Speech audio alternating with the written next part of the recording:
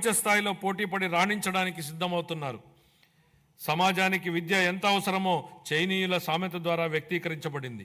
మీరు సంవత్సరానికి ప్రణాళిక వేస్తే వరి నాటండి, దశాబ్దానికి ప్రణాళిక వేస్తే చెట్లు నాటండి, జీవితకాలానికి ప్రణాళిక వేస్తే ప్రజలకు విద్య నేర్పండి.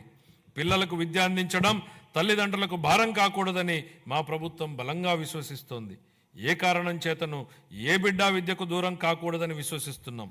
ప్రతి తల్లి తన పిల్లలను పాఠశాలకు పంపేలా ప్రోత్సహించే లక్ష్యంతో మరో సూపర్ 6 హామీని అమలు పరిచే దిశగా తల్లికి వందనం పథకాన్ని ప్రారంభిస్తున్నాం. 25-26 విద్యా సంవత్సరం నుంచి ఈ పథకం కింద 15,000 రూపాయల ఆర్థిక సహాయాన్ని అందించుతున్నాం. చదువుకునే ప్రతి విద్యార్థి తల్లికి ఈ పథకాన్ని అందించడానికి కేటాయింపులు జరుపుతున్నాం.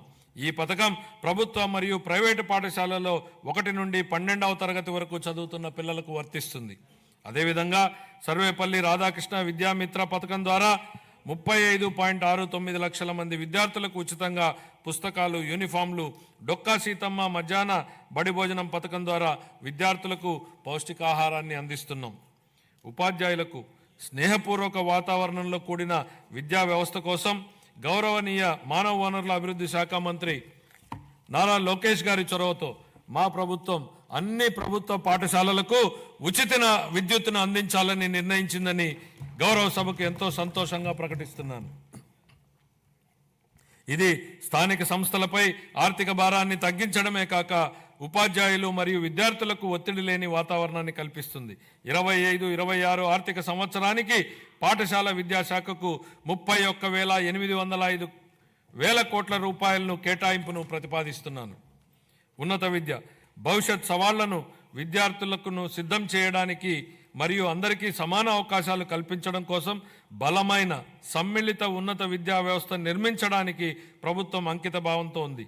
ఈ కార్యక్రమం కింద మల్టీ డిసిప్లినరీ విద్య మరియు పరిశోధన విశ్వవిద్యాలయాల స్థాపన, పాలిటెక్నిక్ విద్యలో క్రెడిట్ ఆధారిత వ్యవస్థను ప్రవేశపెట్టడం, అధునాతన తరగతి గదులు, ప్రయోగశాలలు, డిజిటల్ లైబ్రరీలతో విద్యాలయాలను ఆధునీకరించడం వంటి కీలక నిర్ణయాల ద్వారా మన విద్యార్థులను అంతర్జాతీయ ప్రమాణాలకు అనుగుణంగా తయారు చేస్తున్నాం. ప్రపంచవ్యాప్తంగా ఉన్న ప్రముఖ 100 విశ్వవిద్యాలయాల్లో మన రాష్ట్ర విశ్వవిద్యాలయాలను నిలపడమే మేము లక్ష్యంగా పెట్టుకున్నాం. 25-26 ఆర్థిక సంవత్సరానికి గాను ఉన్నత విద్యాశాఖకు 2,506 కోట్ల రూపాయలను కేటాయింపును ప్రతిపాదిస్తున్నాను. ఆరోగ్య రంగం గత ప్రభుత్వ పాలనలో ఆరోగ్య రంగం పూర్తిగా నిర్లక్ష్యానికి గురి అయిన విషయాన్ని మనం చూసాం అధ్యక్ష. సకాలంలో చెల్లింపులను చేయకపోవడంతో మందుల కొరత, సౌకర్యాల కొరత, సేవల కొరతకు కారణమైంది అధ్యక్ష. వైద్య రంగంలో దాదాపు 6,400 కోట్ల రూపాయల బకాయిలను వారసత్వంగా ఇచ్చారు అధ్యక్ష. దీనిలో 1,624 కోట్ల రూపాయలను చెల్లించి తిరిగి గాడిలో పెట్టేటువంటి ప్రయత్నాలు ప్రారంభించాం. నిర్లక్ష్యానికి గురైన వైద్యారోగ్య రంగాన్ని గాడిలో పెట్టడమే కాకుండా ఈ శాఖకు సంబంధించి ప్రజారోగ్యానికి సంబంధించి మేనిఫెస్టోలో ఇచ్చిన హామీలను అమలు చేస్తున్నాం. దీనిలో భాగంగా ఇప్పటికే ఉన్న ఎన్టీఆర్ వైద్య సేవ పథకానికి తోడుగా ప్రతి కుటుంబానికి నాణ్యమైన వైద్య సేవలు అందించేందుకు పేద మధ్యతరగతి ప్రజలకు ఆసుపత్రులకు వెళ్లిన వెంటనే ఎటువంటి ఇబ్బంది లేకుండా కార్పొరేట్ వైద్యం అందేలా పథకాన్ని రూపొందించాం.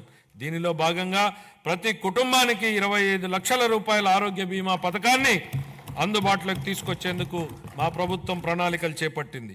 ఈ ఏడాదిలోనే ఈ పథకాన్ని అమల్లోకి తేనున్నాం.